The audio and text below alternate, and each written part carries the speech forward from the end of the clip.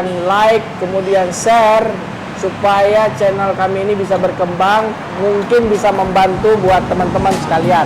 Sekalian Pak, satu lagi, kalian komen kira-kira kita mau bikin konten apa nih buat selanjutnya. Ya, boleh ya, kalian boleh kasih bantu kami, kasih komen next mau kita buat konten apa gitu.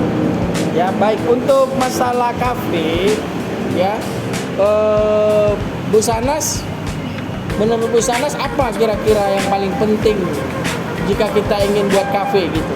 Mungkin yang pertama sebelum kita mau membuka usaha kafe, pastinya kita harus survei lokasi. Kira-kira kita mau buka di mana nih Pak?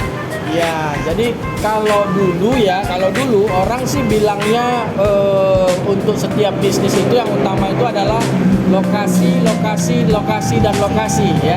Tapi kalau sekarang ini menurut saya, apalagi di era digital begini, lokasi itu udah nomor sekian gitu ya. Karena khususnya di Medan itu lokasi itu kalau di Medan ya tidak menjadi hal yang harus penting gitu. Misalkan di jalan besar, di jalan protokol itu enggak ya. Jadi masalah lokasi ini yang penting sesuai dengan budget. Jadi kalau menurut pengalaman saya, kalau kita mau buat kafe, yang pertama itu adalah kita harus tahu dulu modal kita berapa.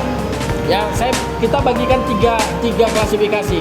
Kalau sampai 100 juta itu kita masukkan kategori modal kecil ya. 100 sampai 300 itu modalnya itu modal menengah. 300 ke atas itu udah kategori modal besar ya.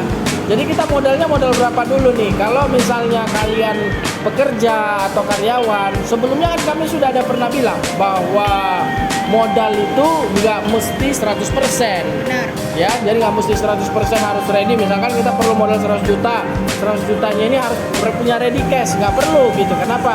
Karena mungkin ada kartu kredit. Biasanya kalau karyawan, kalian yang karyawan terus pengen punya bisnis sampingan, mau buat usaha kopi, yang paling penting itu kalian punya pastikan dulu modalnya gitu. Sumber modal itu ada banyak. Bisa dari kartu kredit, mungkin bisa jadi kredit tanpa agunan ya, ada kredit modal kerja, mungkin dari karyawan ya, pinjaman karyawan gitu. Jadi kalau kalian sudah punya tetapkan modal, let's say kalian punya modal 100 juta, ya lokasi cari budget yang 100 juta gitu ya. Jadi untuk budget anggaran 100 juta itu kan itu sudah semua. Berarti untuk budget mungkin untuk sewa tempat atau lokasi itu katakan biasanya itu 10 sampai 20% dari modal. Jadi kalau modalnya 100 juta berarti sewa tempatnya itu 10 sampai 20 juta gitu. Jadi yang paling penting itu modal dulu kalian tetapkan. Setelah kalian tahu modal, baru kita masuk ke 5 hal. Ya, 5 hal itu apa? Itu dia namanya LTR ya, LTR, PCR ya. LTR-nya itu L-nya itu adalah lokasi, T-nya apa ya? T-nya itu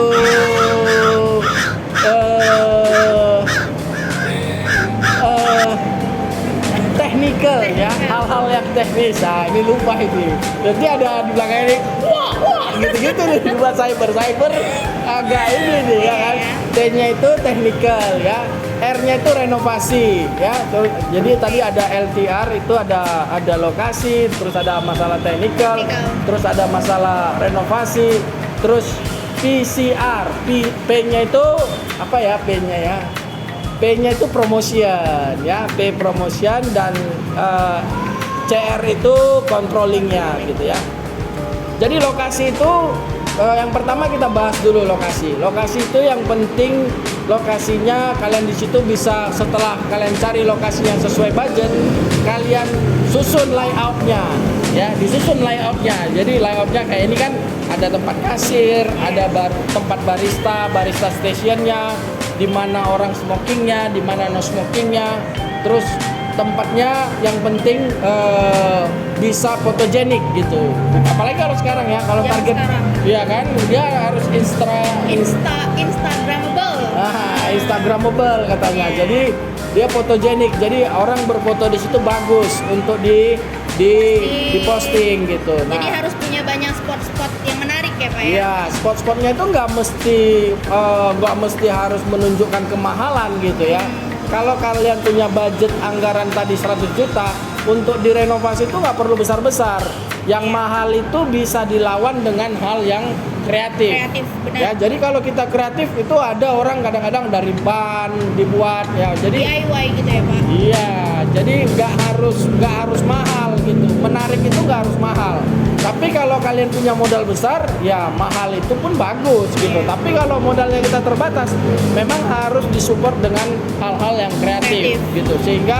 Sehingga kelihatannya tetap, yang penting dari lokasi itu dia lokasi itu simple but nice ya, sederhana tapi memang bersih ya, terus nyaman orang gitu.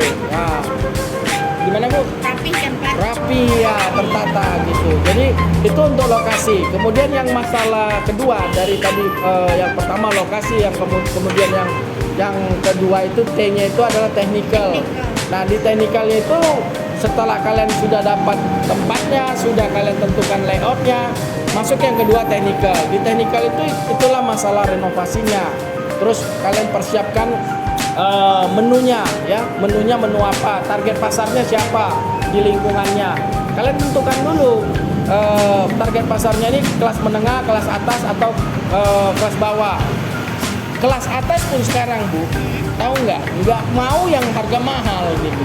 Maunya itu harga yang terjangkau. Jadi nggak selamanya kelas atas itu mau yang harga Harga-harga mahal ya. iya gitu. Jadi yang penting harganya itu harga yang terjangkau, bersaing, terus tempatnya nyaman. Nah itu dia langkah yang kedua. Jadi setelah kalian dapat tempatnya, buat layoutnya, terus kalian tentukan dulu menunya. Menu jangan banyak-banyak. Untuk kopinya cukup paling banyak 10 menu. 10 menu tapi kualitasnya bagus, harganya terjangkau. Terus untuk makanannya pun jangan banyak-banyak. Mungkin makanannya untuk di awal dessert saja dulu. Dessert, nggak ada yang makanan berat gitu ya. Nanti seiring berjalannya waktu baru dikembangkan lagi. Nah, Itu dia. kalau menurut saya signature menu dari kafe itu juga penting gitu Pak. Misalnya dari Cafe Dakar ini yang menjadi signature menu atau khasnya itu kayak nasi goreng cabai hijaunya. Terus misalnya dari kafe ini dia kopi sangernya, atau dari kafe ini dia americanonya gitu. Iya. Jadi signature menu itu Jadi ada juga penting ya Pak ya. ada khasnya menu ya. andalan gitu Iya. ya. Jadi nggak perlu banyak, 1-2 menu, tapi dia menu andalan itu yang mau di Rebranding kan. branding ya, itu dia. Itu di poin ke tadi masalah teknikal. Jadi sudah dapat menu, sudah dapat ini tadi, baru kalian siapkan berapa jumlah karyawannya, peralatan yang perlu itu ya, mejanya, kursinya, itu kalian list dulu gitu ya, sehingga di masalah teknikal ini budget yang tadinya kalian punya 100 juta itu budget yang sudah sesuai, dan nanti kalaupun ada meleset kalian nggak bisa sampai nggak proyek macet gitu, jadi nggak jalan gitu. Jadi setelah disiapkan itunya, list barangnya semua, setelah detail, masuk yang ketiga. Yang ketiga itu pengerjaan renovasinya. Nah, pengerjaan renovasi ini mulai kalian tetap selalu mengacu kepada yang kalian rencanakan. Jangan kalian itu tidak punya rencana tiba-tiba renovasi. Ingatlah ketika kita berenovasi, contoh ibu merenovasi rumah. Iya. Ketika udah renovasi rumah, nanti kalau tidak punya rencana, ngikutin maunya, kayaknya maunya saya warnanya begini, ini kayaknya begini, nanti malah yang ada over budget. Ya, jadi makanya harus ada rencana itu tadi, baru masuk ke renovasi. Nah, setelah masuk masalah renovasi, kemudian di poin berikutnya itu ada promotion. Jadi pada saat renovasi, kalian itu harus sudah siapkan sosial medianya. Sosial media apanya yang perlu sekarang? Kalau untuk kafe, sosial media pasti Instagram Pak. Ya, Instagram. Instagram. Karena dari Instagram itu kita bisa masuk ke segmen mana aja gitu, mulai dari remaja, orang tua, ataupun bahkan anak-anak ABG gitu. Karena Ya. semua kan menggunakan Instagram. gitu Ya. kan. TikTok juga sekarang, karena TikTok lebih mudah kita untuk menjangkau lah ibaratnya. Oke. Terus Facebook juga.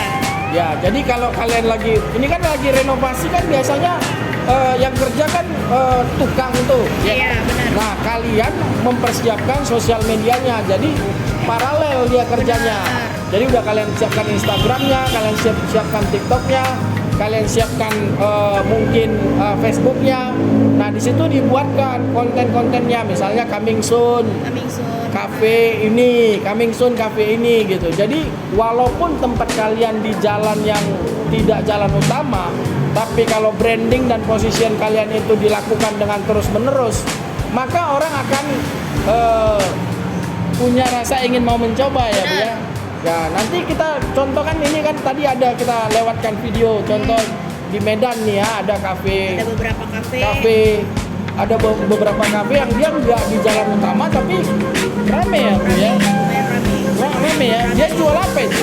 Kopi aja kan? Kopi Pak. Dan juga interiornya sih, mereka pandai untuk memilih interior yang bisa menjual gitu. Dan punya banyak spot-spot foto yang disukai anak-anak zaman sekarang Pak. Tapi nggak mahal kan? Nggak terlalu mahal lah, Nggak mahal gitu, nggak perlu mahal gitu. Nah di situ jadi sembari promotion, sembari pekerjaan renovasi itu dilakukan. Nah ketika nanti sudah siap renovasi, branding kafe kalian itu sudah dilakukan, maka pas pada saat opening kalian harus sudah siapkan misalkan promonya. Misalkan promo opening itu buy one get one. Terus kalian mungkin bisa kalau punya budget gunakan selebgram ya. Influencer atau selebgram yang mengendorse ya pada saat opening. Jadi pada saat opening itu kalian kasih voucher, mungkin ketika dia datang kembali diskon 20%. Nah, itu poin-poin kalau kita mau berbisnis kafe. Nah, ketika sudah opening kafe itu Bu, kuncinya di 3 bulan pertama ya, 3 bulan pertama yaitu 90 hari kurang lebih ya, sama kayak kabinet juga 100 hari kerja ya, sama kayak presiden juga. Jadi di 3 bulan pertama itu kunci untuk melihat satu kafe itu bisa survive atau tidak. Nah, jadi apa yang mau dilihat di 3 bulan itu? Harus kita lihat bagaimana attitude customer-nya. Harus kita lihat kira-kira pasar kita itu yang paling banyak datang itu orangnya apa. Dari kalangan mana gitu ya Pak? Iya, itu harus itulah di point controlling. Jadi itu di situ harus memang benar-benar kita harus pantau terus menu yang fast moving itu yang mana, yang paling laris. Kalau di sini Cleo ini laris ya. Laris banget lah Pak kalau laris di sini ya. Iya di sini. Kalau di sini Cleo yang laris. Ya. Jongsin. Ada jual juga Pak di sini Pak. Oh, Jongsin ini di Glamour ada juga di sini. Ada juga. Oh, ini wajib ada dijual di mana-mana sih sebenarnya Pak. Oh, gitu. Karena selain menambah stamina, bisa menambah imun juga, cocok untuk di masa yang sekarang ini gitu Pak. Tapi kalau saya sini suka kopi hitamnya, katanya di sini sangar enak juga ya. Enak Pak, udah gitu airnya ini pakai RRO loh Pak. RRO. Oh, jadi benar-benar RO-nya tuh yang kualitas nomor 1 lah. Terus kalau mau pesan Cleo sama RO-nya di mana? Bisa di Tokopedia kita, linknya ada di bawah ini Pak ya. Ya, ada link Tokopedia-nya. Nomornya juga. Bisa WA juga kan pemesanannya. Nah, kalian WA nanti untuk pemesanannya. Nah, jadi ini Cleo ini cocok sih Pak untuk di kafe-kafe, ya kan? Yang mau buka kafe terus mau bekerja sama kita lah distributornya, pakai Cleo itu dah. Iya. Jadi Cleo ini jangan kasih yang Cleo yang besar. Kenapa? Kalau Cleo yang besar satu aja cukup. Kalau Cleo ini kan dia satu orang bisa nambah gitu. Bisa dua gitu. Nah itu salah satu teknik juga tuh ya Pak. Teknik dalam di marketing, jangan kasihnya yang besar. Kan ini ada ini yang berapa mili? 500 ya? 330. Di atas ini kan ada yang 500 mili atau yang 600 mili. Iya. Jangan kasih yang itu, kasihnya yang 300 mili. Karena kalau yang 500 atau yang 600 kadang-kadang kebanyakan gitu, bersisa gitu. Jadi kurang efektif, terus harganya lebih mahal gitu. Nah, kalau memang yang kuat minum ya dia nanti minumnya kadung ya 2 gitu ya kan. Ya, jadi kalau ini bisa dicampur Jongsin? Bisa lah Pak. Bisa ya? Jongsin bisa. Jongsin dicampur apa aja bisa, kecuali susu. Ya, penting nggak boleh dikasih susu. Oke. Dimakan langsung juga bisa Pak. Langsung ya di bawah lidah ya? Susunya itu. Oke. Ya, jadi itu dia tips dari kami jika kalian mau buat kafe. Nah, tadi sudah kita kasih tahu modalnya berapa, itu tergantung kalian. Terus rencananya bagaimana sudah kita kasih tahu. Oke. Tapi saya mau nanya nih Pak, kira-kira kalau di zaman sekarang gitu ya, apalagi di masa seperti ini, gitu, menurut Bapak usaha kafe di bagian apa nih yang paling menjual banget saat ini? Kondisinya saat ini lagi PPKM gitu Iya, ya. lagi Yang PPKM. paling ini yang kita kafe itu dengan penjualan itu take away ya. Away. Ya misalnya kita masuk ke penjualan dengan sistem digital. Ya itu yang menurut saya yang paling booming. Ketika kalian bisa membuat kopi atau minuman beverage ya, yang dia sistemnya itu take away, maka kemungkinannya itu lebih besar daripada yang yang dine in ya, yang dine in. Kalau dine in dia dengan kondisi sekarang ini penurunannya sangat tinggi. Jadi kalau mau buat kopi itu ya contoh kita kalau ya beberapa kopi udah banyak sekarang yang seperti itu ya. Sistemnya pakai aplikasi, beli dari aplikasi langsung dikirim pakai aplikasi juga gitu. Ya. Dan juga sistem pembayaran itu mempengaruhi juga ya Pak ya, kalau kita membuka kafe apalagi zaman sekarang itu udah semakin dipermudah ya, ada OVO, ada GoPay, ada link aja. Nah, jadi cara pembayaran pun harus memang kita lengkapin gitu. Nah, yang paling baik itu ketika kita sudah mau buat kafe itu memang langsung kerjasama ya? Itu kerjasama dengan aplikator yang bisa mendukung seperti aplikator dompet pembayaran, aplikator pengiriman seperti itu. Oke, mungkin itu saja dari kami di video kali ini. Sekali lagi jangan lupa klik like, subscribe, komen, dan share untuk membantu kami mengembangkan channel ini. Benar. Nah, untuk kalian yang masih perlu info detail misalnya mengenai usaha kafe ini, boleh taruh pertanyaan kalian di bawah. Nanti akan kami buat lagi videonya di part kedua. Oke. Ya Pak, untuk yang lebih detailnya lagi. Oke, itu aja. Sampai ketemu. Bye bye. Di video selanjutnya.